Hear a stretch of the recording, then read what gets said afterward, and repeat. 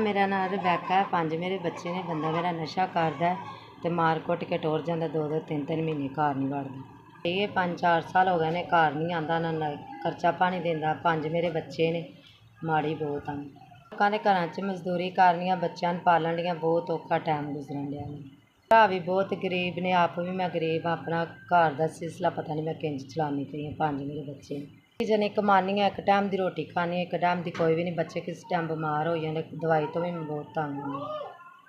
दियाँ छुट्टियां हुई 2 दिन हो गए, ना बच्चे की कोई जुत्ती, ना बच्चे का कपड़ा।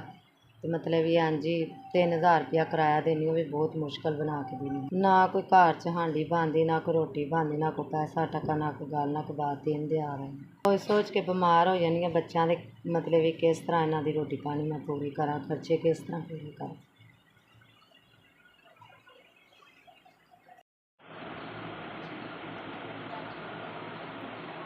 ਤੁਹਾਡੀ ਬੜੀ ਮਿਹਰਬਾਨੀ, ਅੱਲਾ ਤੁਹਾਡਾ ਭਲਾ ਕਰੇ। ਤੁਹਾਡੀ ਬੜੀ ਮਿਹਰਬਾਨੀ, ਮੇਰੇ ਬੱਚਿਆਂ ਦਾ ਮੁਸ਼ਕਿਲ ਟਾਈਮ ਕੱਢਿਆ ਤੁਸੀਂ। ਤੁਹਾਡੇ ਵੱਲੋਂ 5000 ਰੁਪਇਆ ਮਿਲ ਗਿਆ।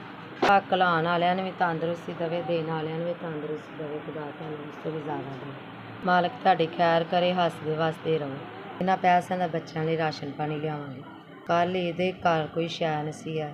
ਮੇਰੇ ਭਰਾਵਾਂ ਦੀ ਲੰਮੀ ਲੰਮੀ ਜ਼ਿੰਦਗੀ ਕਰੇ, ਜਿਨ੍ਹਾਂ ਨੇ ਮੈਨੂੰ ਪੈਸੇ ਭੇਜੇ ਨੇ।